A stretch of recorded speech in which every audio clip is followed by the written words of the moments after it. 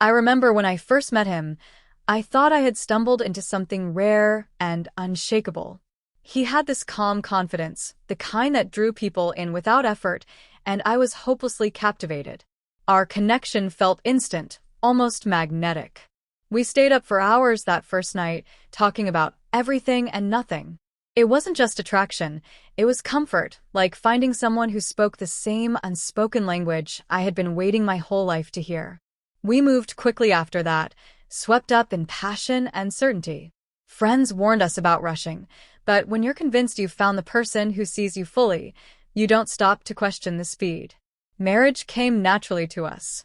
We didn't overthink it. A courthouse, a small group of loved ones, vows that felt easy to say because they reflected what we already believed, that we were inseparable, unshakable, destined. The years that followed were filled with the ordinary routines of life. Morning coffees together, whispered jokes that only made sense to us, shared glances across crowded rooms that said, "You're my person." We weren't flashy or perfect, but we were steady. We built a home, a rhythm, a life that felt warm and safe. As time went on, though, something began to shift, not dramatically, not with fighting or betrayal, but quietly, like a candle that still burned but didn't throw the same light it once did. Work got busier. Our schedules didn't line up the way they used to. Intimacy wasn't gone, but it was different. Less spontaneous, more scheduled, almost routine. I told myself this was what marriage became after years together. Love matures, passion ebbs and flows. Still, I missed the electric spark of our early days. I could feel he missed it too. It started as casual conversations, the kind you brush off at first. He'd mention how people at work flirted with him, how flattering it felt to be noticed. I'd laugh, tease him, pretend it didn't matter. But those conversations grew more serious. One night, after a bottle of wine, he asked me what I thought about open marriages. He framed it as curiosity, just something people do nowadays. I laughed it off at first, but the question lingered between us. I could tell it wasn't just theoretical for him. At first, the thought made my stomach twist. I loved him too much to picture him with anyone else. But I also loved him too much to ignore the fact that he wanted something different. He reassured me it wouldn't change anything between us, that it would just be adding variety. He promised our bond was unshakable, that no one else could ever mean what I did to him. I wanted to believe him. More than that, I wanted to keep him happy. I wrestled with the idea in private. Nights lying awake, staring at the ceiling, asking myself if I was strong enough to handle it. I read articles, forum posts, stories from couples who said it worked for them. Some claimed it made their relationship stronger, that it reignited intimacy, that it proved trust. That's what I wanted, to be the kind of wife who trusted him so deeply I didn't need to cling. To be modern, open-minded, adaptable. When I finally told him I was willing to try, his face lit up with relief and excitement. That reaction hurt me more than I expected. He seemed happier in that moment than he had in months, maybe years. But I pushed the thought aside and told myself this was an act of love. I wasn't giving up on us. I was expanding us. If this was what he needed to stay fulfilled, then I would give it to him. In the days that followed, we laid out rules together. We promised complete honesty, transparency, and respect for each other's feelings. We agreed that no outside relationship would ever come before our marriage. We said it out loud like a vow that we were always number one to each other. And in those moments, I convinced myself that this would make us stronger. That we were brave enough, secure enough, to handle what so many others couldn't. But beneath the surface, I still felt uneasy. I tried to swallow the fear, but it sat heavy in my chest. What if I wasn't enough anymore? What if I was opening the door to something I could never close again?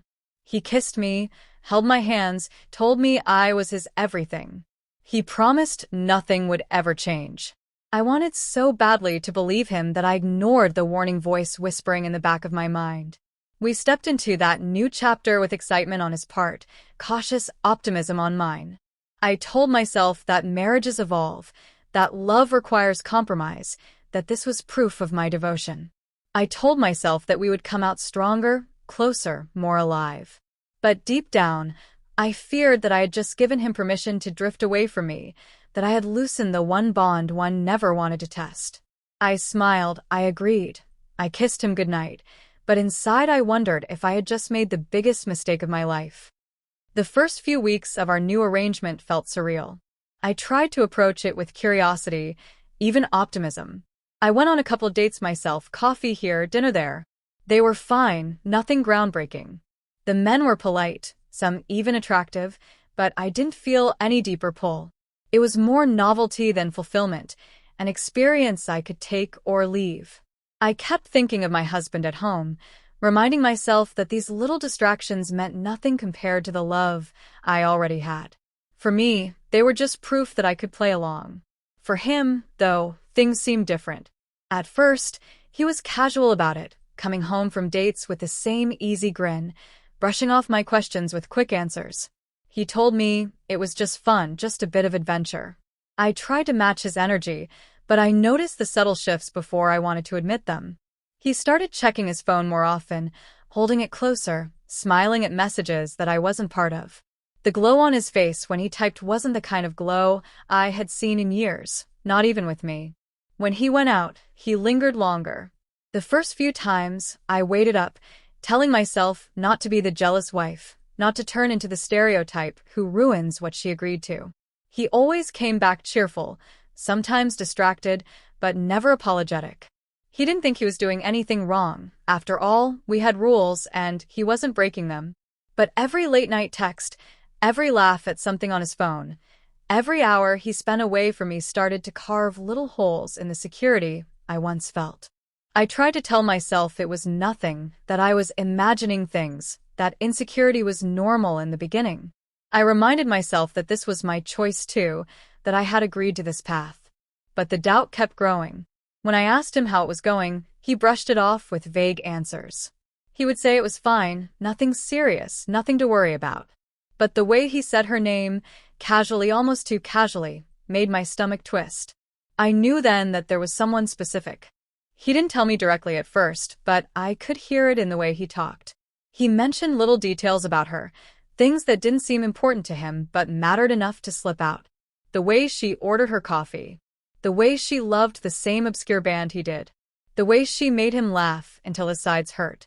Small pieces of her were already spilling into our home, into our marriage, into my space. I wanted to confront him, but I held back.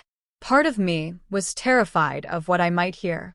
Another part of me didn't want to seem hypocritical. After all, wasn't this the arrangement I had agreed to? If I questioned him, if I pushed back, would I seem unfair? Would I look like I wasn't strong enough to handle what I had allowed? So instead, I swallowed my feelings, plastered on a smile, and told myself I was fine. But I wasn't fine. Nights grew lonelier.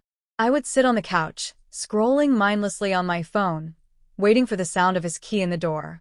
Sometimes he would come home and talk to me, but more often, he slipped into bed, kissed me half-heartedly, and fell asleep with his phone clutched near him. I told myself not to look, not to invade his privacy, but the urge burned inside me. What was he saying to her? Was he laughing at things with her that used to be ours? I started comparing myself in ways I had never done before. I wondered if she was prettier, funnier, more exciting. I thought about how she probably didn't have to remind him to take out the trash, how she didn't see him after a long day of work when he was drained and irritable. She got the best version of him, the one who still wanted to impress, who still had energy to give. I was left with the scraps. The tension between us became harder to ignore. I could feel myself pulling back, hesitant to reach for him, afraid he no longer wanted my touch. Sometimes he reassured me with words, saying nothing had changed, that he loved me, that I was his wife and always would be. But words are hollow when actions scream louder. His laughter was softer with me, his eyes didn't linger as long, and his kisses felt like obligation instead of desire. One night, he told me outright that he had been seeing someone regularly. He said it as if it were a casual update, like telling me he had a new colleague at work. He said she was fun, lighthearted, easy to be around. He emphasized that it wasn't serious, that I had nothing to worry about. I nodded, smiled tightly, and excused myself to the bathroom where I cried silently into a towel. I realized then that what I feared from the beginning was happening. What was supposed to be freedom was turning into a prison of comparison and insecurity. I wasn't losing him physically. He still came home, he still slept in our bed, but I could feel his heart inching away from me, step by step. And the worst part was, I couldn't even claim betrayal. I had given him permission. I had opened the door, and now I had no way to close it without admitting that I had made a mistake. Each day that passed, the line between experimentation and attachment blurred. What I thought would be an arrangement to strengthen us was becoming the wedge that pushed us apart. He was still here, but in all the ways that mattered, he was already drifting somewhere else. I could feel it in my bones, in the quiet spaces between us, in the way I already felt like I was watching my own marriage unravel from the inside. I had convinced myself that things would balance out eventually, that the novelty would wear off, and we would settle back into the comfort of each other. But it didn't. Instead, his attention to her grew sharper, clearer, while his attention to me dulled. It wasn't dramatic at first, but it was undeniable. He spoke about her the way he used to speak about me. Little anecdotes, small quirks, tiny details that shouldn't matter but somehow did. He admired the way she thought, the things she liked, the way she made him laugh. It was in the tone of his voice that I heard the truth. She wasn't just another date. She was becoming someone who lived inside his mind. I started noticing how little he asked about my day. Our conversations became functional, schedules, errands, obligations. When I brought up something personal, he nodded absently, but his eyes drifted, his thoughts elsewhere. I recognized the distance because I had once been the one who filled his mind like that. Now I was watching someone else take that place. The physical distance grew too. He was home less often, and when he was, his energy was different. He didn't reach for me as much, and when I reached for him, sometimes he stiffened before softening, like affection had to be forced instead of flowing naturally. He wasn't cruel, not outright. He still said he loved me, still kissed me goodbye, still played the part of a husband. But I felt the absence behind those gestures. Love wasn't supposed to feel like duty, yet that's what it was becoming. There were nights when I would hear him in the next room, laughing at something on his phone, and I didn't need to ask who it was. His laughter sounded freer with her. He smiled wider, spoke quicker, like he was alive in a way I couldn't reach anymore. I told myself I was overreacting, but the evidence piled up until denial wasn't possible.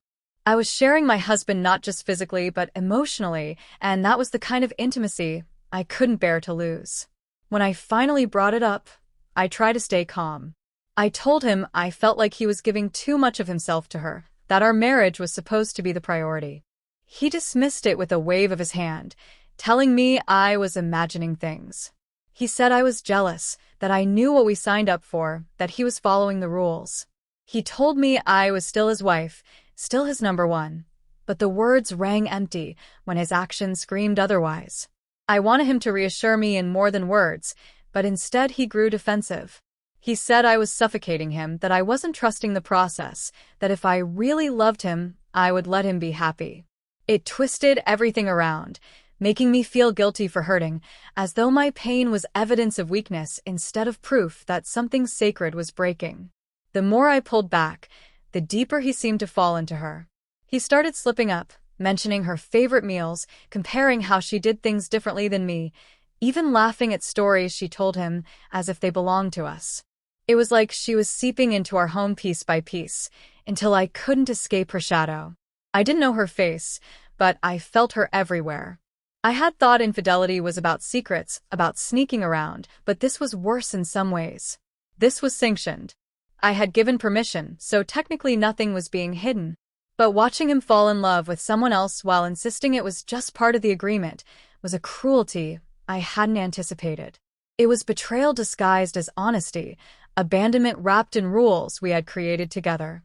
I kept trying to fight for us. I dressed up for him, I suggested date nights, I tried to initiate conversations that weren't about logistics. Sometimes he indulged me, but his heart wasn't there. His phone buzzed constantly, and even if he didn't pick it up, I knew who it was. The silence between us was filled with her presence. No matter what I did, I couldn't compete with the excitement of someone new. The turning point came when I asked him outright if he was falling for her. I had rehearsed the question 100 times, and when I finally said it, my voice cracked. He looked at me for a long moment before saying, "It's not like that." But the hesitation in his eyes told me everything. It was exactly like that. He could deny it all he wanted, but love is written in the way someone lights up when a name is mentioned, in the way they can't stay away, in the way they slowly detach from what they once promised was forever. I left the conversation feeling hollow. I wanted to scream, to cry, to beg him to come back to me. But I knew begging wouldn't change anything. Love doesn't return just because you demand it. It fades quietly, and by the time you notice, it's already gone. I had thought I was strong enough to handle openness, but what I hadn't prepared for was the loneliness of watching someone give their heart away in real time. I began to live in silence, carrying the weight alone. Friends asked how we were doing, and I lied, saying we were fine. I couldn't bear the humiliation of admitting that I had allowed this, that I had agreed to the very thing that was destroying me. I smiled in public and cried in private, drowning in the knowledge that I was losing him inch by inch. It became clear that the woman he was seeing wasn't just a fling. She was his escape, his new beginning, the person who made him feel alive. And I was left behind, still his wife in name, but no longer in his heart. The open marriage hadn't expanded us. It had carved me out of his life, leaving me to watch as he built something new with someone else. The moment I could no longer deny the truth was quieter than I imagined. There wasn't a fight, no dramatic confession, no sudden discovery. It was the way he spoke about her with a softness that used to belong to me, the way he lingered on his phone late at night, the way his laughter carried a joy I hadn't heard in years, and none of it was for me. When I asked him directly if he loved her, he paused just long enough for my heart to shatter. He said no, but the hesitation in his eyes betrayed him. In that pause, I knew everything. From then on, our marriage felt like a performance. He still came home, still shared a bed with me, still played the role of a husband when it suited him. But I was living beside a man whose mind and heart were elsewhere. He didn't see me anymore, not really. I was the background to his life, the stability he leaned on while giving the best of himself to someone else. I had agreed to openness thinking it would strengthen us, but instead it hollowed me out. I had given him freedom, and he had used it to fall in love with another woman. Nights became the hardest. I would lie next to him, listening to the steady rhythm of his breathing, and wonder if he was dreaming of her. I would hear his phone buzz on the nightstand, and my chest would tighten, knowing whose name lit up the screen. Sometimes he would smile faintly in his sleep, and I knew I wasn't the reason. I was living in a marriage where my presence no longer mattered, where my body was next to his but my soul felt miles away. I blamed myself more than I blamed him. I told myself I had been naive, that I had traded security for the illusion of progressiveness. I wanted to be the wife who was flexible, who trusted deeply, who didn't cling. Instead, I became the wife who handed her husband to another woman and then watched helplessly as he gave himself away piece by piece. The self-blame was relentless. If I had said no, if I had set firmer boundaries, if I had been enough to begin with, maybe things would be different. These questions haunted me, circling endlessly, poisoning every memory we had built. The loneliness consumed me in ways I hadn't expected. It wasn't just the absence of intimacy, though that stung deeply. It was the absence of being chosen. I realized how much of marriage is about small validations, the good morning kiss, the shared jokes, the hand reaching for yours in a crowded room. Those were gone, replaced by silence, indifference, or worse, the distracted presence of a man whose heart had already left. I was married, but I had never felt more alone. I tried to pull him back, to remind him of what we once had. I planned dinners, dressed up, laughed too hard at his jokes, touched him more. Sometimes he responded, but it was never lasting. His mind drifted. His eyes wandered. The energy he gave me was half-hearted, while hers seemed to draw out the parts of him I could no longer reach. No matter what I did, it was never enough to compete with the thrill of newness, the intoxication of falling in love with someone fresh and untouched by the weight of years. Eventually, I stopped trying. There comes a point where fighting for someone who no longer fights for you feels like begging for scraps. I pulled away quietly, protecting what little dignity I had left. I stopped asking questions I didn't want the answers to. I stopped waiting up for him at night. I stopped pretending that we were still us. Instead, I learned to live in silence, carrying the grief of a marriage that was alive in name but dead in spirit. He never officially left me, but in every way that mattered, he was already gone. And that was the cruelest part. There was no clear ending, no moment to mark as the break. Just a slow erosion until I looked around and realized I was the only one standing in what used to be our life. I was alone in an open marriage, a wife without a husband, holding on to vows that no longer meant anything to him. The regret is a constant companion. I replay the moment I agreed to open the door, the smile on his face, the relief in his eyes. I thought I was giving us a chance to rediscover each other, but what I really gave him was an exit disguised as freedom. I let him drift away with my blessing, and now I'm left with the ashes of a love that once felt indestructible. If there's one lesson in all of this, it's that love cannot survive without boundaries. Trust isn't about saying yes to everything, it's about protecting the sacred space between two people. I thought saying yes was proof of strength, but it was really the beginning of my undoing.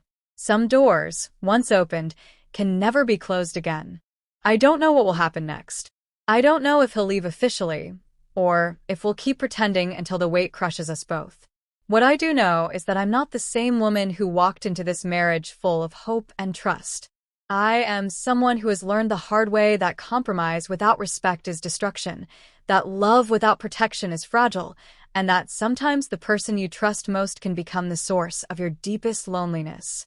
I opened my marriage to keep him close, and now I am alone. That is the truth I live with every day, and it is a truth I will never forget.